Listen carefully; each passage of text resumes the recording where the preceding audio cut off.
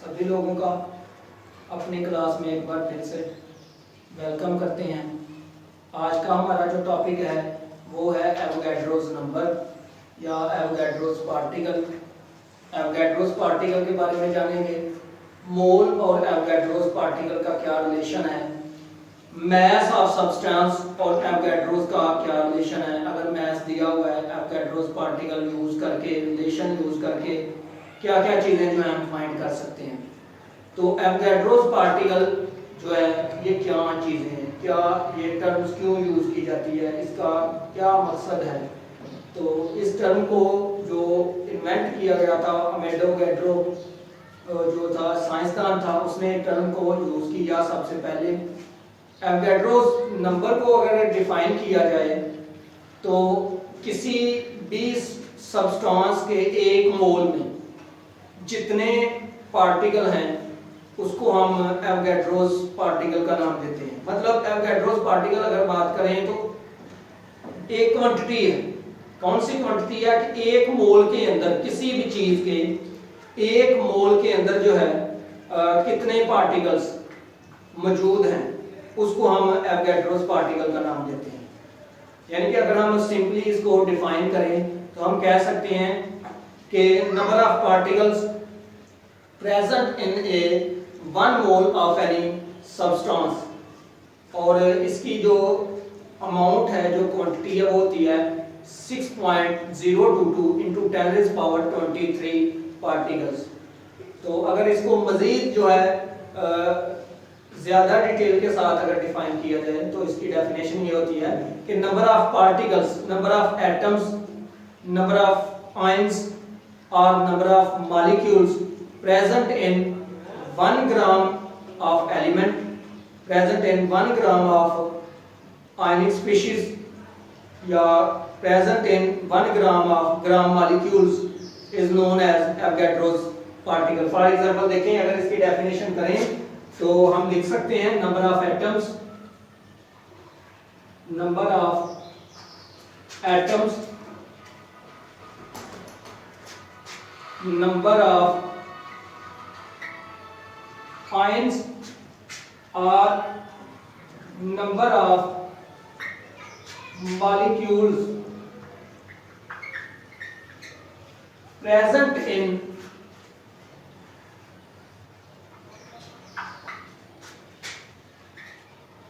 1 gram element, 1 gram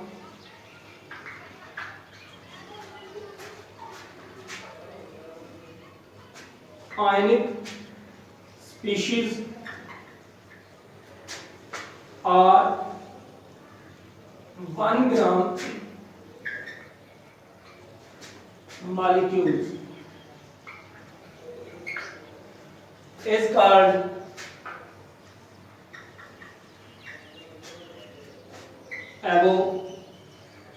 Avogadro's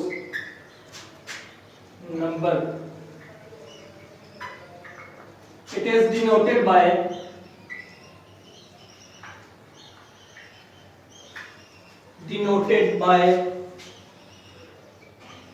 Na. Its value is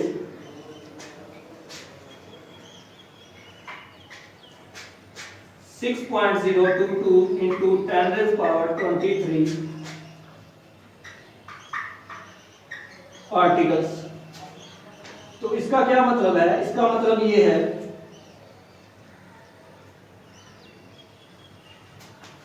कि अगर 1 ग्राम element, 1 ग्राम element का मतलब क्या है कि 1 मोल ऑफ एलिमेंट, क्योंकि पिछली क्लास में हमने सीखा कि ग्राम एलिमेंट को मोल ही टाइप कहा जाता है। तो 1 ग्राम एलिमेंट, 1 ग्राम एलिमेंट, ठीक है ना, ग्राम एटम्स ऑफ एलिमेंट कह सकते हैं आप। 1 ग्राम atoms of element, 1 gram ionic species of ionic compound of ion कह सकते हैं।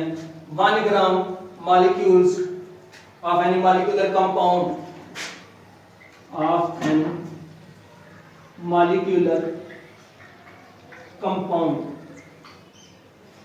ठीक है, मतलब मॉलिक्यूलर कंपाउंड के 1 ग्राम मॉलिक्यूल में, या आयनिक कंपाउंड के 1 ग्राम आयनिक स्पीशीज में, या 1 ग्राम एलिमेंट के एटम्स के अंदर जितने पार्टिकल्स हैं उनको हम एवोगाड्रोस नंबर का नाम देते हैं।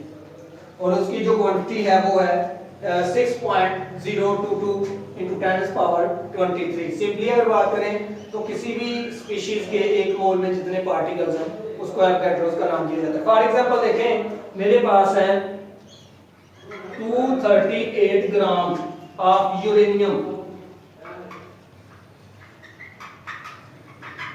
ठीक है, 238 ग्राम जो है यूरेनियम का एटॉमिक मास है।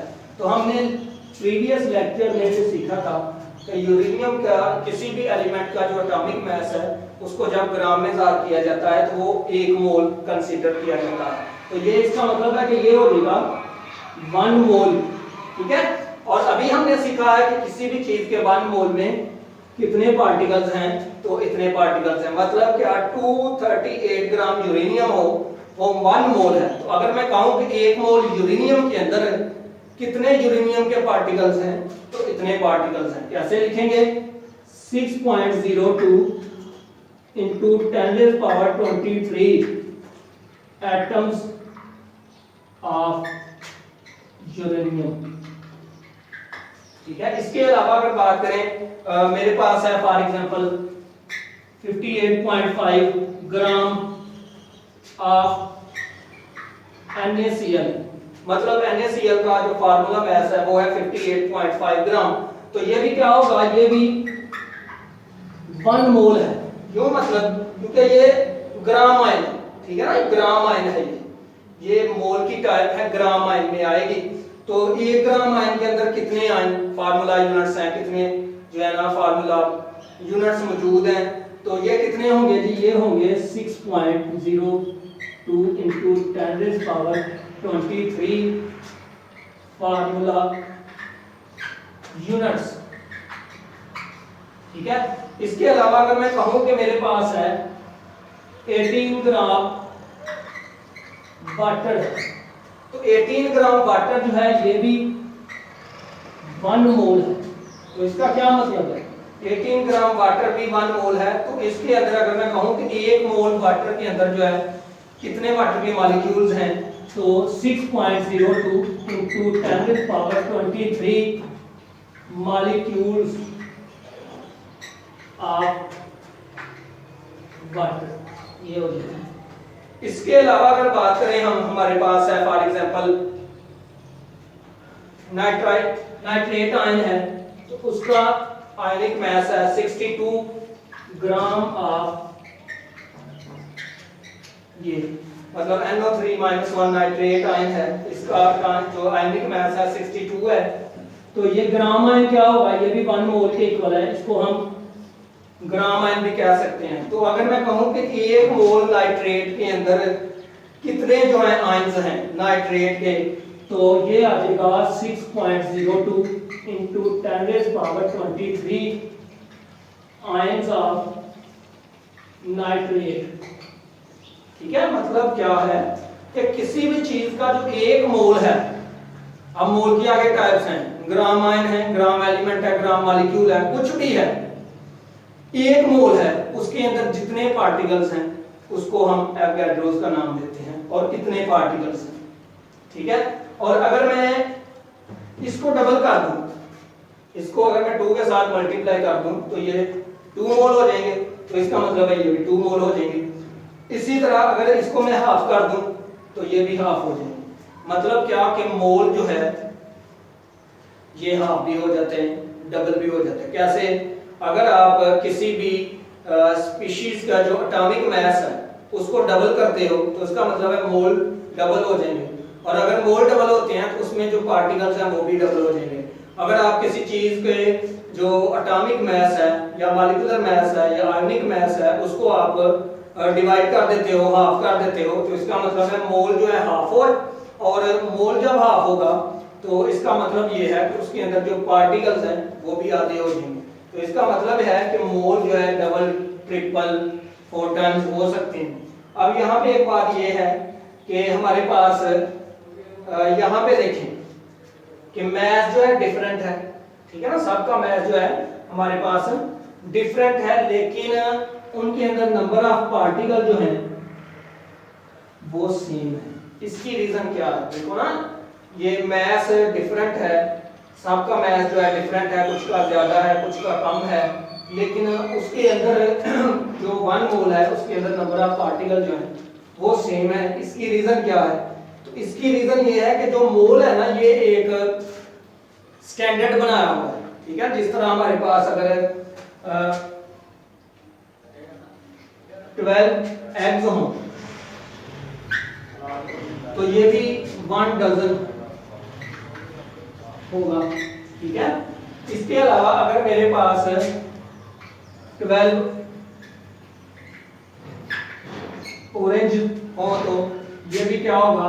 ये भी 1 डजन होगा, ठीक है। इसके अलावा मेरे पास अगर 12 बैंगल्स तो ये भी क्या होगा? 1 डजन होगा। तो ये आप देख सकते हैं कि जिस तरह 12 अंडे हैं वो भी 1 दर्जन है, 12 माल्टे हैं वो भी 1 दर्जन है, 12 चूड़ियां हैं जिसको आप बैंगल्स कहते हैं वो भी 1 दर्जन है। लेकिन इनमें देखो क्वांटिटी सेम है, क्वांटिटी मतलब 12 है, ठीक है ना, क्वांटिटी सेम है, यानी कि नंबर ऑफ आइटम ये सेम है, अगर चेन का मैथ जो है डिफरेंट है। एग्स का मैथ और होगा, ऑरेंजेस का मैथ और होगा, बैंगल्स का मैथ और होगा, लेकिन नंबर ऑफ पार्टिकल्स यानी कि नंबर ऑफ आइटम जो है वो सब में सेम है। तो इसी तरह मोल जो है एक स्केल है जिसके अंदर नंबर ऑफ आइटम जो है वो सेम होंगे, लेकिन उसके अंदर जो है मैथ वगैरह जो है वो डिफरेंट हो सकता है। इसी तरह देखो ना, 238 ग्राम यूरेनियम है वो भी 1 मोल है, ठीक है ना, उसमें इतनी जो है ना एटम्स होंगे। जिस तरह 12 एग्स हैं तो वो भी 1 डजन है, ठीक है ना। तो इसी तरह 1 मोल है, जिस तरह डजन है इसी तरह 1 मोल है, और मोल जिस तरह डजन के अंदर 12 की आइटम्स मौजूद हैं, इसी तरह 1 मोल के अंदर इतने ही पार्टिकल मौजूद होने हैं। तो यहां से ये भी बात सामने आती है कि मोल जो है छोटा बड़ा हो सकता है, मोल का साइज जो है छोटा बड़ा हो सकता है, लेकिन मोल के अंदर जो पार्टिकल है वो एक जैसे होंगे, मतलब उनकी तादाद जो है, क्वांटिटी जो है वो सेम होगी, लेकिन उनका साइज, मोल का साइज छोटा बड़ा हो सकता है, लेकिन मोल के अंदर जो नंबर ऑफ आइटम्स हैं, नंबर ऑफ पार्टिकल्स हैं वो सेम हो सकते हैं। इसके अलावा अगर हमारे पास मोल हो और एवोगाड्रोस नंबर हो तो हम जो है इसको यूज करके number of particles, number of ions या नंबर ऑफ मॉलिक्यूल जो है कैसे फाइंड कर सकते हैं। तो इसको भी स्टडी करते हैं जी।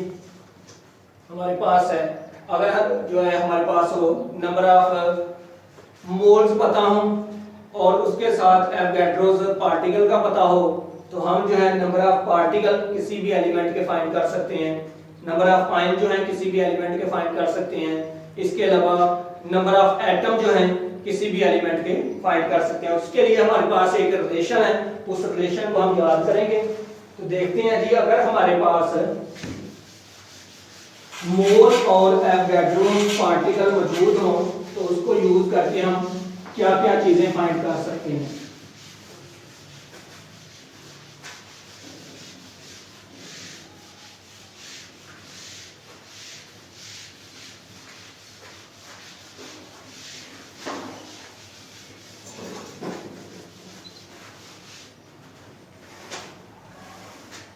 For example, relationship.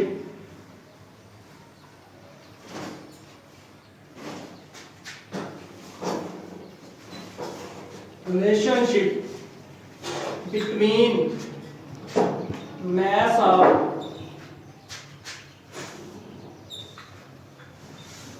substance and Avogadro's number के किसी चीज के मैस और एवोगाड्रोस पार्टिकल के दरमियान क्या रिलेशन है। देखिए भाई, अगर हमें फाइंड करना पड़ जाए कि एक चीज है उसके अंदर कितने नंबर ऑफ एटम्स हैं, ठीक है, या एक मोल है उसके अंदर कितने नंबर ऑफ एटम्स हैं, या कोई भी क्वांटिटी है उसके अंदर नंबर ऑफ एटम्स है, या हमें कहा जाता है कि 10 ग्राम आइस है, ठीक है, उसके अंदर नंबर ऑफ मॉलिक्यूल्स फाइंड करो या उसके अंदर नंबर ऑफ एटम्स फाइंड करो, ठीक है ना। ऐसे नहीं कहा जाएगा कि वाटर है तो इसके अंदर नंबर ऑफ एटम्स फाइंड करो या नंबर ऑफ मॉलिक्यूल्स फाइंड करो, ऐसे नहीं होगा, बल्कि एक क्वांटिटी दी जाएगी। जिस तरह 10 ग्राम आइस है तो इसके अंदर जो है नंबर ऑफ एटम्स फाइंड करने हैं, 20 ग्राम आइस है तो इसके अंदर नंबर ऑफ एटम्स फाइंड करने हैं। तो उसके लिए हमारे पास रिलेशन होता है। रिलेशन क्या है? Number of atoms. तो नंबर ऑफ एटम्स फाइंड करने के लिए हमारे पास क्या रिलेशन है? Mass over atomic mass of element multiply by N. ठीक है। इसी तरह अगर हमें फाइंड करना पड़ जाए नंबर ऑफ मॉलिक्यूल्स, अगर हमें नंबर ऑफ मॉलिक्यूल्स फाइंड करना पड़ जाए तो हम लिख सकते हैं mass of molecule divided by molecular mass of molecule multiply by N. ठीक है। इसके अलावा अगर हम बात कर लें नंबर ऑफ आयंस,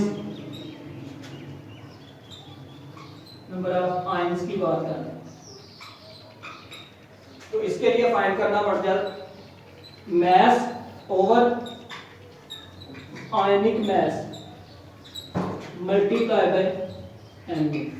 तो ये रिलेशन है, इसको हम मजीद सिंपलीफाई कर सकते हैं। ये पिछले लेक्चर में हमने सीखा कि मैस और एटॉमिक मैस जो है ये होता है gram atoms, number of gram atoms. तो इसकी जगह हम लिख सकते हैं number of gram atoms multiply by N A. ठीक है। और इसकी जगह हम लिख सकते हैं number of gram molecule, number of gram molecule multiply by N A Avogadro's particle. इसकी जगह हम लिख सकते हैं number of gram ion, number of gram ion multiply by N A. ठीक है। तो ये अगर इसको भी मजीद सिंपलीफाई किया जाए तो इसकी जगह हम लिख सकते हैं, ये देखो ये तीनों जो टाइप्स हैं ये मोल है, ये मोल की ही टाइप है। तो इसकी जगह हम लिख सकते हैं मोल, मोल मल्टीप्लाई बाय एवोगैड्रोस पार्टिकल। इसी तरह यहां भी मोल मल्टीप्लाई बाय एवोगैड्रोस पार्टिकल, यहां भी मोल मल्टीप्लाई बाय एवोगैड्रोस पार्टिकल। तो इस रिलेशन से हम, अगर हमें तीन चीजें पता हो इस रिलेशन के अंदर, हम चौथी चीज जो है फाइंड कर सकते हैं। ये दो चीजें पता हो, इसकी वैल्यू हमें पता है, इन चीजों का फार्मूला इसके अंदर, इनकी वैल्यू लिख के हम जो है नंबर ऑफ एटम्स फाइंड कर सकते हैं। अगर ये दो चीजें पता हैं, इसकी वैल्यू का पता है, हम जो है नंबर ऑफ एटम्स फाइंड करेंगे। अगर हमें नंबर ऑफ एटम्स फाइंड है, पता है, मैथ दिया हुआ है, इस चीज की वैल्यू पता है, हम एटॉमिक मैथ फाइंड कर सकते हैं। तो सिमिलरली इस फार्मूले को देख के ये पता चलता है कि अगर इस फार्मूले के अंदर जो है तीन वैल्यूज का, किसी भी चीजों की वैल्यूज का तीन का इल्म हो तो चौथी जो है हम क्वेश्चन निकाल सकते हैं। तो आज की क्लास में इतना ही। अगली क्लास में सीखेंगे application of Avogadro's particle, application of mole के बारे में। तब तक के लिए अल्लाह हाफिज।